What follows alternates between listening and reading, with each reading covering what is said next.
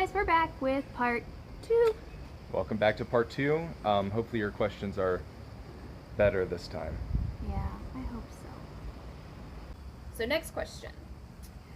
If Christians were persecuted by Rome, then why is it considered such a holy city?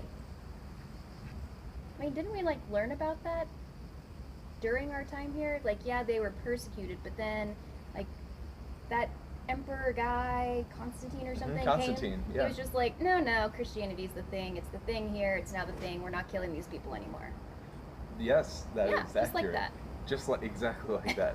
Like we learned, if you were in my sophomore class this past year, Christians were persecuted for a long time by the Roman Empire. Constantine, he wins the Battle of Milvian Bridge, 312. He has a vision and God says he's going to help him win the battle. The next year, 313, he legalizes Christianity, and from then on, Christians were allowed to come up and build their own basilicas in Rome, and everything was great. In 400, which is so not even 100 years after Constantine legalizes Christianity, Rome actually collapses for a variety of reasons. And so there was nobody actually around to lead the people. So the church steps up and actually becomes a political power at that point. So the church kind of moves in and takes control of what used to be the Roman Empire and then becomes the Catholic Church in Rome. And also, wasn't Peter killed, right there? He was, right there. That basilica, the dome behind us, is built on top of St. Peter's grave. And what did Jesus say?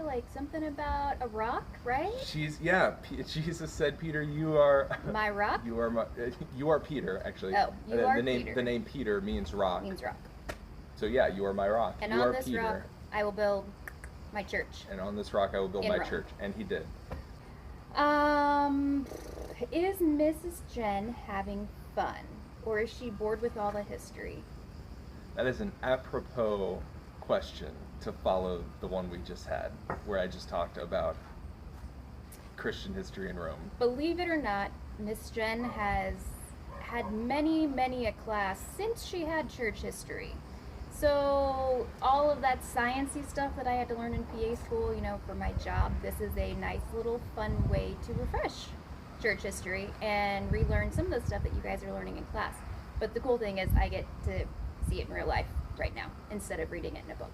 What is your favorite part of Europe so far? Ooh, I know. Gelato. It's awesome. I can tell you what my least favorite part is so far. The smoking. There's a lot of smoking. A Smoking's lot bad. of Do not smoking. smoke. It's really bad for you. Do you guys watch America's Got Talent? Who is your favorite ex so far? So I don't watch it religiously. I don't watch it, I guess, on the routine.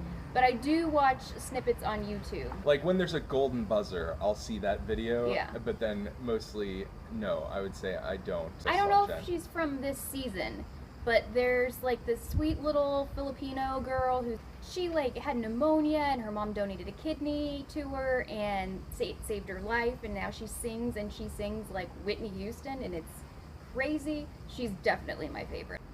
Hypothetically, if a person gets a brain transplant, would they have the original owner's memories, their own memories, or no memories at all?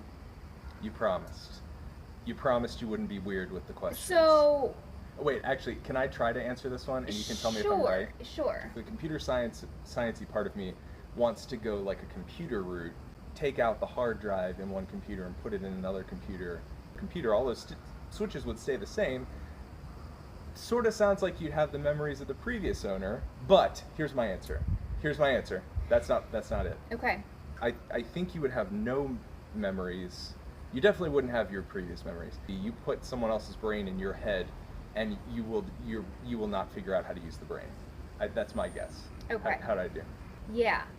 I'm gonna go with science does not allow that quite yet, or I don't think it ever will, because Nor should it. Here's a little science background. Okay, so you have your body, right? You have your brain and spinal cord. So inside my skull, brain, spinal cord, down through my spinal column, and that's your central nervous system. Everything else, all the nerves going out towards the rest of your body, that's your peripheral nervous system. Now, peripheral nerves regrow.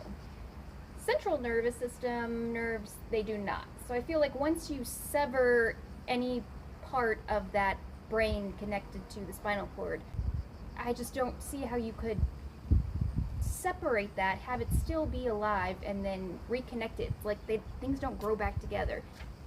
No, not brains and spinal cords. I don't You think- promised you wouldn't be weird. I don't think they just don't You do promised. that. Do you miss teaching us over the summer? No, we're in Europe, please. Yeah, you guys are the worst. I don't miss you at all. I'm never coming back. He's coming back. Where is both of your favorite places to pray in Rome or anywhere? You did a I did a video on about this. how to pray, right? Yeah, well, okay. So I did on this channel, on the Frog Questions channel, there's a video called "How Do You Pray?" It's an incredibly embarrassing video, so don't watch it.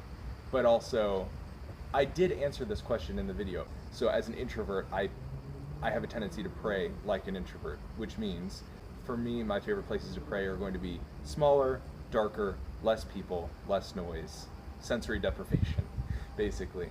I love to sing, and I was taught as a kid that singing is praying thrice.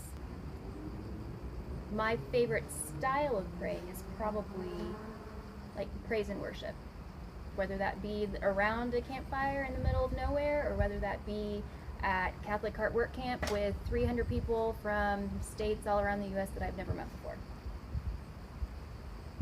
Yep, that's me. Entire lyrics to All Star by Smash Mouth. Hey now, you're an all-star. Get your game on, go play. That's not a question. Who are you? Come Yeah, on. why? What's your favorite emoji? Like, really, what's your favorite? Well, okay, so are we talking emoji or like Bitmoji? Because I love the Bitmoji. I would say my favorite emoji, like the little blush cheek smile. I use that one a lot. How about like blush cheek smile? That concludes Frog Questions, Rome edition. Yeah. If you want to continue to follow us along on our trip through Europe, where can they follow us, Jen? I think there is a Snapchat story, a Instagram hashtag, and what's the other one? Twitter. Twitter, right? The thing I don't use. All at Frog Questions. If you have more questions, or if you're upset that we didn't answer one of your questions, maybe you posted before we wrote these down, you can continue to ask your questions on frogquestions.com. We will probably do maybe one more video answering any questions you have by the time we get back. So thank you for watching. God and bless. as they say here, ciao. Ciao.